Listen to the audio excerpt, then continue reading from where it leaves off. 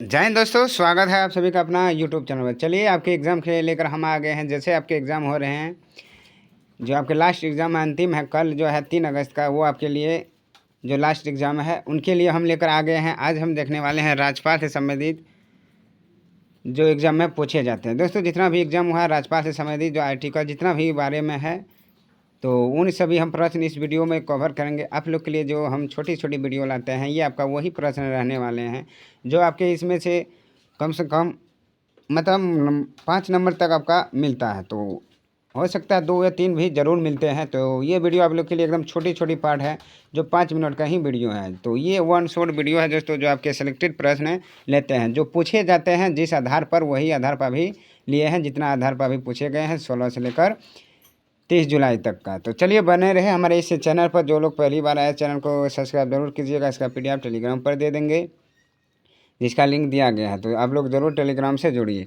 तो राज्यपाल से संबंधित हम सारे प्रश्न एक ही वीडियो में कवर कर लेंगे, इससे बाहर आपके एग्जाम में नहीं पूछेंगे। तो चलिए राज्यपाल से पहला प्रश्न ले लेते हैं। तो राज्य में कार्यपालिका का प्रमुख कौन होता है? तो ये प्रश्न है कि राज्य में जो है वो कार्यपालिका का प्रमुख कौन होता है। तो राज्य में कार्यपालिका का जो प्रमुख होता है वो आपका कौन होता है? राज्यपाल ही होता है। कौन होता है दोस्तों? राज्यपाल होता है। तो आप राज्यपाल याद रखिए। अगली प्रश्न है कि राज्यपाल को पदयुक्त करने की शक्ति किसे प्राप्त है? राज्यपाल का जो नियुक्ति करते हैं वो शक्ति किसके पास होता है? तो वो राष्ट्रपति के पास होता है, प्रेसिडेंट के पास होता है। किसका? राज्यपाल का पद युक्त करने की शक्ति राष्ट्रपति के पास होते हैं। अगली प्रश्न है आपका कि राज्यपाल के पद के लिए न्यूनतम आयु सीमा कितनी है? राज्यपाल के अगर हम पद पर जाएंगे तो इसके आयु सीमा जो है लगभग 35 वर्ष है। कितना वर्ष है?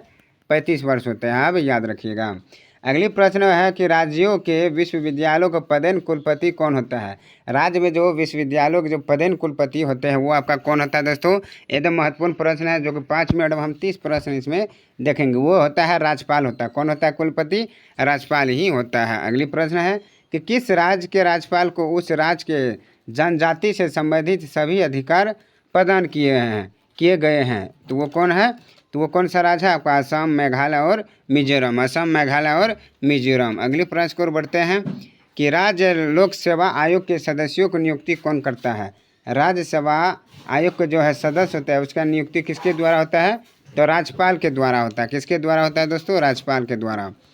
अगली प्रश्न है कि राज्यपाल के लिए कितना वेतन निर्धारित किया गया है? राज्यपाल के लिए जो है वेतन कितना होता है? तो आपका राइट आंसर 3,50,000 रुपये होते हैं।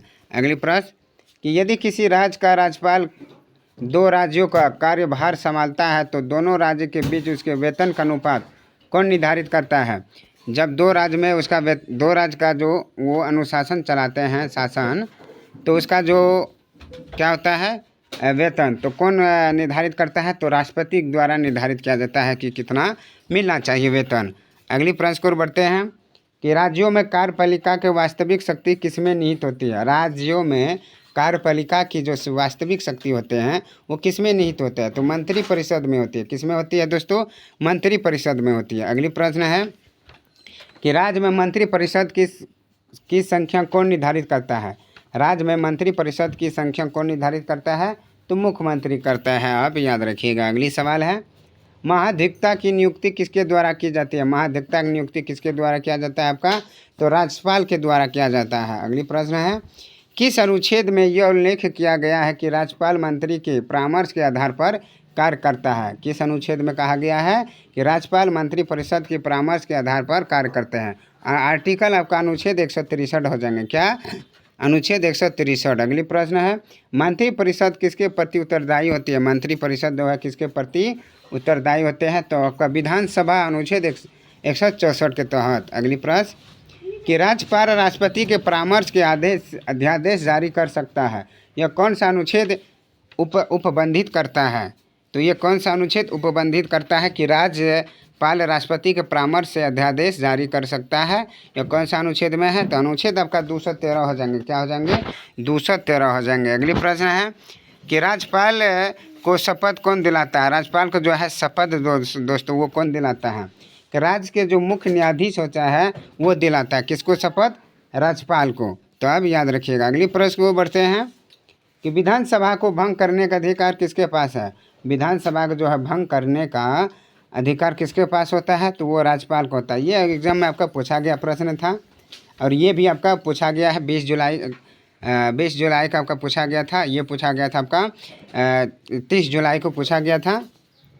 इसी तरह से आपके एग्जाम में सारे प्रश्न पूछा गया था। तो विधानसभा का जो भंग कर सकता है वो राज्यपाल के द्वारा भंग कर सकता है। तो अगले प्रश्न की ओर बढ़ते हैं। तो लास्ट प्रश्न है, चलो इसको छोड़िए। तो ये आपका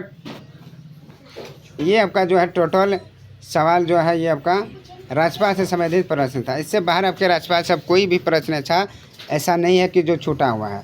सारे प्रश्न आपका यहीं से पूछा जाएंगे, इसलिए ये आपके लिए महाविभ्याई प्रश्न था। तो इसे आप ज़रूर वाच कीजिए 102 बार 3 बार जितना बार हो सकते हैं। तो उम्मीद है कि पसंद आएगा तो वीडियो को ज़रूर लाइक कीजिएगा। चैनल में पहली बार आए तो प्लीज़ सब्सक्राइब जरूर कीजिए। इसका PDF हम अपने टेलीग्राम पर देंगे, आप ज़रूर ज्वाइनिंग कीजिए। तो धन्यवाद, जय हिंद। फिर मिलता हूँ आज रात, आप लोग ज़रूर जुड़िए क्योंकि महामैराथन क्लास लेकर आते हैं बायोलॉजी का मोस्ट इम्पोर्टेंट करके लिए। तो